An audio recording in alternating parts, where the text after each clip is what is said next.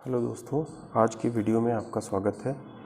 आज हम लोग बात करेंगे कि जब किसी संख्या के ऊपर बहुत बड़ी घात ली हुई होती है और हमें पता करना होता है कि इस संख्या का इकाई का अंक क्या होगा, तो हम उसको किस प्रकार से हल करते हैं, कैसे उसका हम मान निकालते हैं बहुत जल्दी तरीके से, आसान तरीके से। तो चलिए शुरू करते हैं। इसके लिए हमने कुछ नियम पढ़ने होंगे, जिसमें 3 नियम हैं। तो अगर हम पहले नियम की बात करते हैं तो हमें देखना पड़ता है कि जो संख्या होती है, अगर उसके इकाई के अंक के स्थान पर 0 हो, 1 हो, 5 हो या 6 हो, तो हमारा जो अंक होता है वो क्या होता है, वही रिपीट कर जाता है। यानी 0, किसी संख्या के अंत में 0 है और उसकी घात कितनी भी दी हुई हो, तो उसका जो इकाई का अंक आने वाला है वो हमेशा 0 ही आएगा। ठीक है। इसी प्रकार अगर किसी संख्या के इकाई का अंक 1 है और उस पर कितनी भी घात दी हो, तो हम देखेंगे कि उसका जो इकाई का अंक आने वाला है वो क्या आएगा, वो 1 ही आएगा। इसी प्रकार 5 में और ऐसे ही 6 में होता है। तो हमें इसमें कुछ खास करने की ज़रूरत नहीं, सीधे हम संख्या के इकाई के अंक को देख करके और उसका इकाई का अंक हम बता सकते हैं कि क्या आने वाला है। ठीक है। तो उदाहरण के तौर पे हम देखते हैं, जैसे कि दिया हुआ है 11। ठीक है। 11 की घात 2 को हम देख लेते हैं। तो 11 की घात 2 को जब हम हल करेंगे तो इसका उत्तर क्या आने वाला है, 121। सभी जानते हैं 11 की घात 2 121 के बराबर होता है। तो ये हमारा यहाँ पे देख रहे हैं, ये 1 ही आया। चलिए दूसरा लेते हैं। मान लिया कि हम ले लेते हैं 100। 100 की घात लिख लेते हैं 2। 100 की घात 2 लेने पे देखेंगे कि ये क्या हो जाएगा, 100 × 100, यानी कि फिर से इकाई का अंक क्या आने वाला है, 0 ही आने वाला है। ठीक है। तो इसमें हो जाएगा ये, तो इसका भी इकाई का अंक क्या होगा, 0। और यहाँ पे आप देख रहे हैं वो 1 ही आया। इस प्रकार से हम घात चाहे जितनी बढ़ाएं। ऐसे ही 5, जैसे कि 25 है, 25, तो 25 की घात अगर हम 2 करते हैं, यानी 25 × 25, तो यहाँ देखिए इकाई का अंक 1 था, यहाँ 0 था तो 0 आया, यहाँ 1 था तो 1 आया, यहाँ 5 है तो क्या आने वाला है, इकाई का अंक 5 ही आने वाला है। 625 होगा तो इकाई का अंक यहाँ भी 5 आने वाला है। तो इस प्रकार से, जैसे कोई एक बहुत बड़ी संख्या दी हुई है, तो बहुत छोटी संख्या है तो हम निकाल सकते हैं, लेकिन जब बड़ी संख्या दी हुई है, जैसे कि दिया हुआ है, मान लेते हैं दिया हुआ है और इसकी घात दी हुई है। ठीक है। अब इसका हमें इकाई का अंक निकालना है। तो इसमें देखिए, इसका संख्या के इकाई के स्थान पे क्या है, 1 है। तो ये 1 है, इसलिए घात मैटर नहीं करती यहाँ पे, चाहे जितनी भी घात हो। तो इसका उत्तर क्या आने वाला है, इसका भी इकाई का अंक क्या आने वाला है, वो 1 ही आएगा। यानी कि ये क्या होगा, ये 1 होगा। तो इस प्रकार हम इसको आसानी से बता सकते हैं कि इनके यूनिट प्लेस पे या इकाई के स्थान पे कौन सा अंक आने वाला है। अगले नियम की बात करते हैं। तो ये यहाँ पे हमें ध्यान रखना पड़ता है कि इकाई के स्थान पे जब संख्या में 4 और 9 हो तो क्या नियम लगेगा। तो केवल 4 और 9 होने पे हमें देखना क्या पड़ेगा, हमें देखना पड़ेगा कि घात जो है वो सम है या विषम है। ठीक है। सम और विषम क्या, सम अगर वो घात 2 से विभाजित हो रही है तो वो सम हो जाएगी, अगर वो 2 से विभाजित नहीं हो रही है तो वो विषम हो जाएगी। ठीक है। तो अब यहाँ पे देखते हैं, जैसे कि दिया हुआ है, मान लिया 4 की घात 2 दिया हुआ है। 4 की घात 2, तो 2 कैसी है, सम संख्या है, यानी कि सम संख्या है तो क्या आएगा, तो यहाँ पे क्या आने वाला है, यहाँ पे 16 आने वाला है, यानी कि 6 आएगा। ठीक है। इसी प्रकार 9 के लिए देखते हैं। तो 9 की घात 2 होने पे क्या आएगा, 9 की घात 2 होने पे आएगा 81, यानी कि 1 आने वाला है। ठीक। तो यहाँ पे याद ये रखना है कि जब सम घात होगी, घात हमारी कैसी होगी, सम होगी। 4 की घात कोई सम संख्या आती है तो हमारा मान क्या आने वाला है, हमारा मान हमेशा 6 आने वाला है।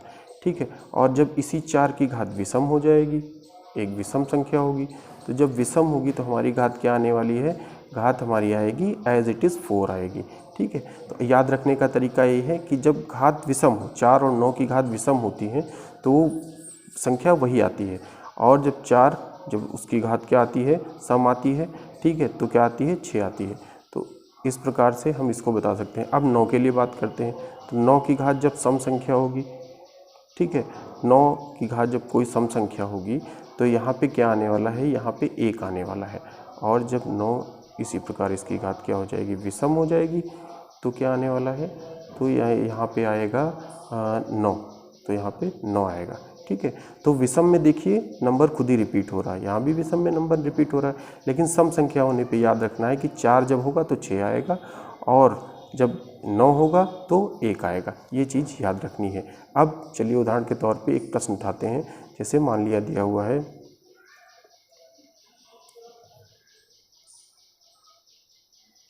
ठीक है, इसको हमें हल करना है। तो यहाँ पे देखिए इकाई के स्थान पे क्या है, 4 है, इकाई के स्थान पे 4 है। अब ये 4 है तो हमें पता है कि अंत में क्या है, 4 है।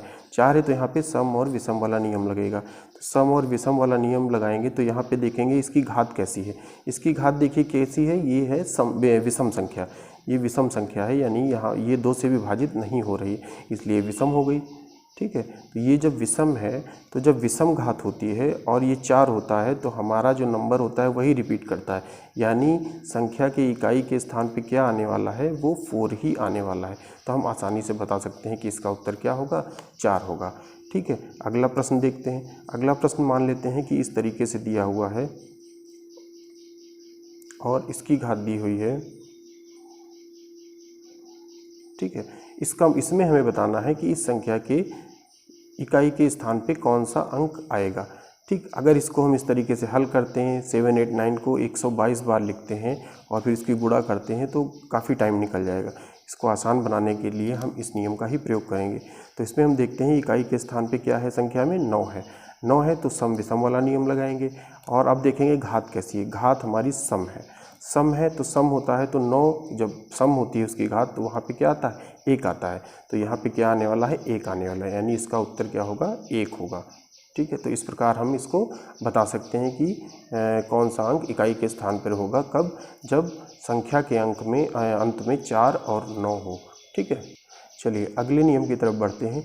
तो अगला नियम ये कहता है कि जब संख्या के इकाई पर 2, 3, 7 और 8 हो। ठीक है, कौन कौन से नंबर हैं, एक तो 2 हो, 3 हो, 7 हो या 8 हो, यही नंबर बचे हुए हैं अभी तक।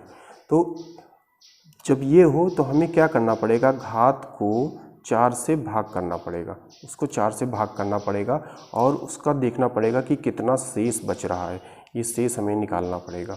ठीक है, ये शेष निकालना पड़ेगा। ऐसा इसलिए होता है क्योंकि ये जो इकाई के स्थान पर होते हैं तो ये क्या करते हैं, जब 2 होता है, 3 होता है, 7 होता है, 8 होता है, तो ये 4 मतलब शेष के हिसाब से अपनी वैल्यू को फिर से रिपीट करने लगते हैं। तो इसीलिए हमें यहाँ पे शेष को देखना पड़ता है। ठीक है, तो अब देखते हैं किस में क्या आएगा। तो मान लेते हैं सबसे पहले हम संख्या लेते हैं 2। तो जब इसको हम 4 से भाग करेंगे, ठीक है, तो शेष क्या बचेगा, शेष क्या बचेगा और इकाई के स्थान पे क्या आने वाला है, इकाई पर क्या आने वाला है, ये हम इधर लिखते हैं। तो जब हम शेष हमारा बचेगा, जब घात को हम 2 से भाग करेंगे 4 से, तो शेष अगर हमारा 1 बचता है तो क्या आएगा, 2 बचेगा तो क्या आएगा, 3 होगा तो क्या आएगा और जब 0 बचेगा तो क्या आएगा। तो जब शेष 1 बचेगा, शेष जब 1 बचेगा तो एज इट इज़ 2 ही आएगा। ठीक है, शेष जब 2 बचेंगे तो 4 आएंगे, शेष जब 3 होगा तो क्या आ जाएगा, 8 आ जाएगा और जब शेष 0 होगा तो क्या आएगा, ये 6 आएगा। तो हमें ये चीज़ याद रखनी है। ठीक है, भाग करने पे अगर शेष 1 बचता है तो 2, ये बचेगा तो 4, 3 बचेगा तो 8, 0 बचेगा तो 6। इसी प्रकार हम देखते हैं जब 3 होगा तो क्या होगा। तो जब 3 होगा यानी कि जब शेष हमारा, जब संख्या के अंत में 3 होगा और उसको हम भाग करेंगे 4 से तो क्या आएगा, तो अगर 1 होगा तो क्या मिलेगा, 2, 3 और 0 पे क्या मिलेगा। तो 1 होने पे हमें क्या मिलेगा, 1 होने पे हमें एज इट इज़ 3 ही मिलेगा। ठीक, जब 2 होगा तो 2 होने पे क्या मिलेगा, 4 मिलेगा, 2 होने पे 9 मिलेगा, 2 होने पे 9 मिलेगा और जब 3 होगा तो क्या मिलेगा, हमें 7 मिलेगा और जब 0 होगा तो हमें 1 मिलेगा। तो हमें ये चीज़ें याद रखनी है कि ये मिलेंगे। ठीक है, घातों को भाग करने पे जिस हिसाब से शेष बचेंगे उस हिसाब से हमें उनके इकाई के जो अंक हैं उनके मान इस प्रकार से मिलते जाएंगे। आगे देखते हैं, अभी तक हमने 2 और 3 देखा, अब हम बात करेंगे कि जब इकाई के स्थान पर क्या हो, इकाई के स्थान पर 7 हो। ठीक है, जब इकाई के स्थान पर 7 हो तो 4 से भाग करेंगे। 4 से भाग करने के बाद हम देखेंगे कि शेष क्या बच रहा है, शेष जैसा बचेगा उसी हिसाब से इकाई का अंक क्या होगा। तो यहाँ पे इकाई का अंक लिख लेते हैं। तो जब शेष हमारा 1 होगा, 2 होगा, 3 होगा या 0 होगा, तो 1 होने पे क्या मिलेगा, 1 होने पे एज इट इज़ 7 ही मिलेगा। जब 2 शेष बचेगा तो क्या होगा, तो ये 9 हो जाएगा और जब 3 होगा 3 होने पे क्या हो जाएगा, 3 होने पे ये हमारा जो है 3 मिलेगा और 0 होने पे हमें 1 मिलेगा। तो ये हमें याद रखना है इस तरीके से, ठीक है। और उसके बाद बात करते हैं कि आगे क्या है। आगे संख्या बचती है हमारी 8। तो 8 की हम बात करते हैं, तो 8 में शेष देखेंगे हम 1, 2, 3 या 0।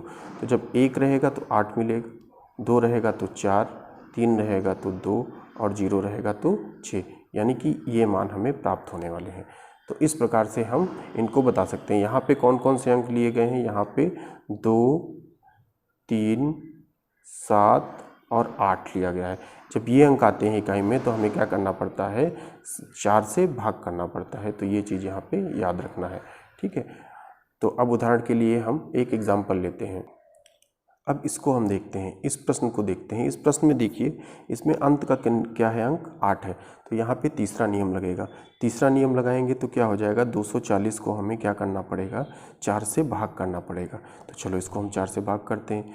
तो ये हो जाएगा, इसको 4 से काटेंगे, 4 छंग 24 और ये 0, यानी कि क्या हुआ, शेष कितना बचेगा, शेष हमारा बचेगा 0। तो जब शेष 0 बचता है तो 8 के केस में हमारा क्या होता है, 8 के केस में हमारा अंतिम अंक जो होता है वो 6 आता है। तो यहाँ पे हमारा इकाई का अंक क्या आने वाला है, 6 आने वाला है, ठीक है। इस प्रकार हम आसानी से बता सकते हैं। इस प्रश्न को देखते हैं। तो इस प्रश्न में क्या है, इस प्रश्न में देखिए अंत में 7 आ रहा है, 7 है। तो हम क्या करेंगे, इसमें भी हमारा इकाई का अंक जो है वो 7 है। तो हमें क्या करना पड़ेगा, इस घात को 4 से भाग करना पड़ेगा। तो हम इसको 4 से भाग करते हैं। तो 242 को हम 4 से भाग करते हैं। तो भाग करेंगे तो ये क्या हो जाएगा, यहाँ पे 4 से काटेंगे तो ये हो जाएगा 6 24। तो यहाँ पे क्या बचेगा, ये शेष हमारा क्या बच जाएगा, ये शेष बचेगा हमारा 2, शेष बचेगा 2। तो ये शेष जब 2 बचेगा तो हमें अब देखना है कि 7 वाले केस में जब शेष 2 बचता था तो इकाई पे क्या आता था, इकाई पे आता था 9, ठीक है। इकाई का स्थान पे जो अंक होता था वो क्या होता था, 9 होगा। तो हम इस प्रकार आसानी से बता सकते हैं कि यहाँ पे इकाई का अंक क्या आने वाला है, 9 आने वाला है। तो अगर वीडियो आपको अच्छा लगा हो तो हमारे चैनल को सब्सक्राइब करिए, लाइक करिए और कमेंट करके बताइए, ठीक है। धन्यवाद।